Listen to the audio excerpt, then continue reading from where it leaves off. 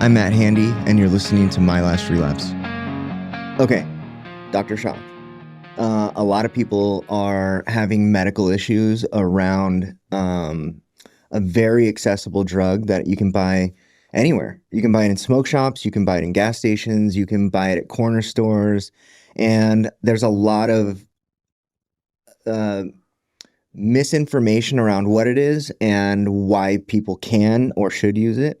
And there's two, right? There's kratom, and then there's the derivative of kratom, I believe it is, which is 7-hydroxy. Mm-hmm. What do you know about those two things? So kratom in its base form is an old medicinal plant from Southeast Asia.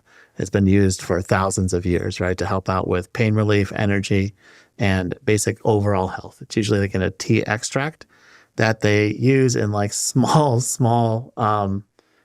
like milligram increments. Yeah. The active form of that is 7-hydroxymitragynine. That is highly addictive and a highly, highly concentrated form of what you're normally getting in the tea leaf.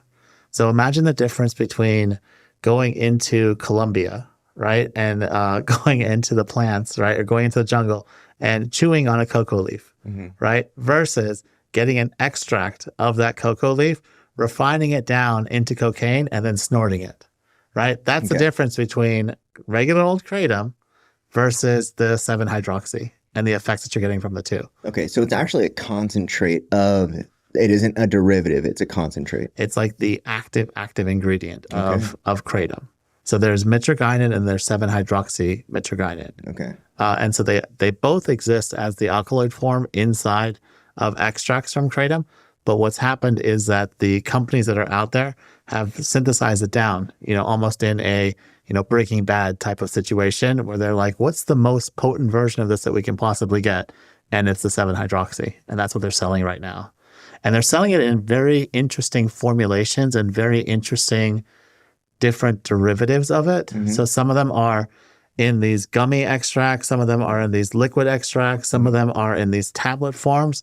And it will say a milligram dosing on it, but you'll have no idea what the purity of it is. Right. Because none of it is controlled. Okay. So as far as like FDA oversight, there is no standard as far as the way that you're packaging, the way that you're labeling, the way that you're doing any of that. No, none of those things, right? So they can label it whatever it is that they want to label it because it doesn't fall underneath FDA guidelines. Right. So some of the ones that they're getting right now are, they'll market some of them for energy.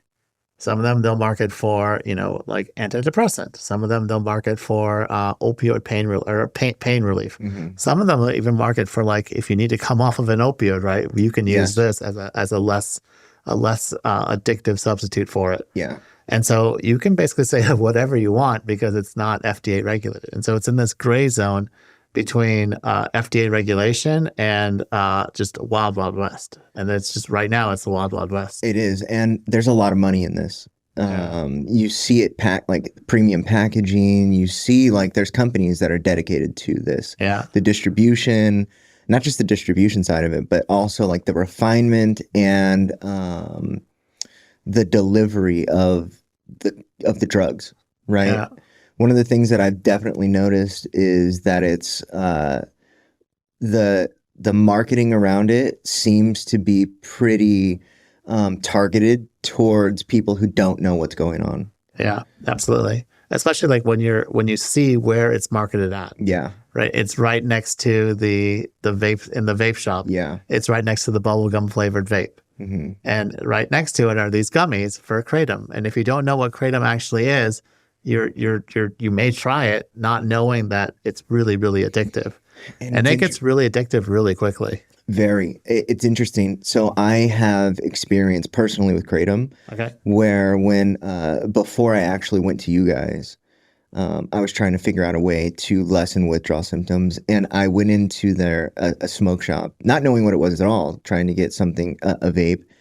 And at this time, I'm just open about what's going on with me. And I told the guy that I was withdrawing and and he said, hey, you can take this and it will severely dampen the withdrawal symptoms. Yeah. And I said, okay.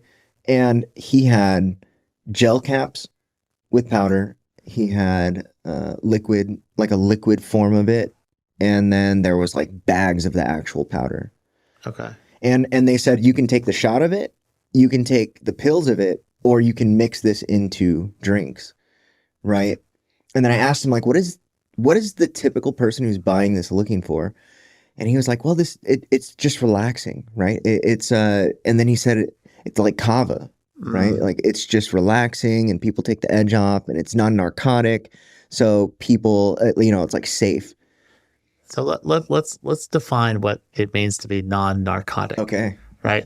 By definition, something that's non-narcotic is something that's not a controlled substance, right? And so if it's a controlled substance, right, it's a narcotic, okay, right? So anything that's a not like tramadol is technically a non-narcotic substitute, right, for an opioid, but that's because it's not defined as like a class two, or I think it's like a class one, or like it's a different class of it, right? yeah. In But this, it's still addictive, in the way right? that DEA schedules it. Right, the way the DA schedules it, right? So it's like it's really misleading to classify something as like non-narcotic when it still has the particular like addictive effects of it.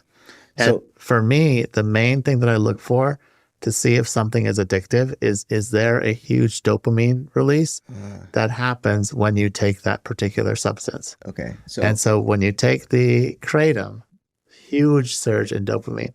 So there's two effects that occur at different dosages of the kratom. At lower dosages, you get between like 1 and 5 milligrams. What you're getting a dopamine release.